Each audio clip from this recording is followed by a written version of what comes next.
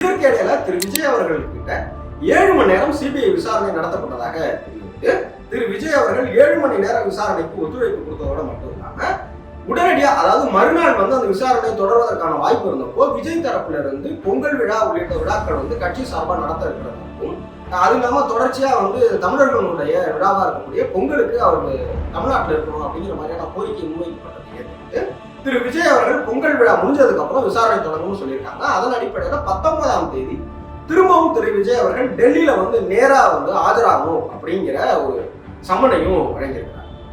இதற்கிடையில பராசக்தி திரைப்படமும் ஜனநாயகன் திரைப்படமும் ஒரு பெரிய சலசலப்பை ரசிகர்களிடையே உண்டாக்குச்சு. காரணம் என்ன அப்படின்னா, பராசக்தி திரைப்படத்தை திமுக தான் திட்டமிட்டே இறக்குறாங்க அப்படின்னும், விஜய் அவர்களுடைய ஜனநாயகன் படத்தை வசூலை தடை பண்ணணும் அப்படின்னும், அல்லது அவருக்கு அதிகமான தேட்டர் கிடைச்சிடக்கூடாது அப்படிங்கிறதுனால பராசக்தி திரைப்படத்துக்கு பின்னாடி திமுக இருக்கு அப்படிங்கிற மாதிரியான வாதங்களை அவங்க முன்வச்சிருக்காங்க.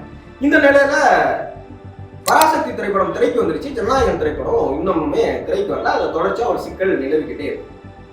அப்போ பராசக்தி திரைப்படத்துக்கு பின்னால, பராசக்தி திரைப்படம் மட்டுமே சோலவா ஓடணுங்கிறதுக்காக திமுகவும் பாஜகவும் கைகோர்த்து தான் ஜனநாயகனை தடை பண்றாங்க அப்படிங்கிற மாதிரியான வாதங்களை விஜய் ரசிகர்களும் தமிழக வெற்றி கழகத்தினுடைய ஆதரவாளர்களும் சொல்றாங்க. தொடர்ச்சியா பராசக்தி திரைப்படம் ஓடுகிற எல்லா திரையரங்குகளிலும் டிவிகே அப்படின்னு உங்க கோஷங்கள் எழுப்புற வீடியோவும் சமூக வலைதளங்கள்ல தொடர்ச்சியா ட்ரெண்ட் ஆகிட்டே இருக்கு அப்படின்னு சொன்னாங்க. இதற்கு இடையில பராசக்தி திரைப்படம் அப்படிங்கிறது ஒரு மொழிப்போரை முன்வைத்து, அதாவது தமிழ்நாட்டில் நடந்த ஒரு உண்மை சம்பவத்தின் பின்னணியா வச்சு வெளிவந்த படம் அப்படிங்கிறதுனால அதற்கு ஆதரவான அமைப்புகளும் இடதுசாரிகளும் அந்த படத்தை கொண்டாடிட்டு இருக்காங்க.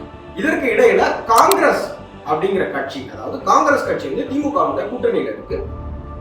காங்கிரஸ் கட்சி விஜயனுடைய கூட்டணிக்கு போவாங்க அப்படிங்கிற மாதிரியான செய்திகள் தொடர்ச்சியா ரெண்டு பக்கமுமே முழுமுறுக்கப்பட்டு இருந்தாலும் கூட காங்கிரஸ் கட்சியினுடைய அபிஷியல் பர்சன்ஸ், அபிஷியல் ஹெட்ஸ் யாருமே அதை சொல்லல. நாங்க இந்தியா கூட்டணியில தான் நீடிச்சிருக்கோம் அப்படிங்கிற மாதிரியான தகவல்களை தொடர்ச்சியா சொல்லிட்டே இருக்காங்க. இதற்கு இடையில பிரவீன் அப்படிங்கிறவர் பிரவீன் சக்கரவர்த்தி விஜயை சந்திச்சுட்டு வந்ததுக்கு அப்புறம் பெரிய சர்ச்சை அந்த வட்டாரத்துல ஏற்பட்டுச்சு.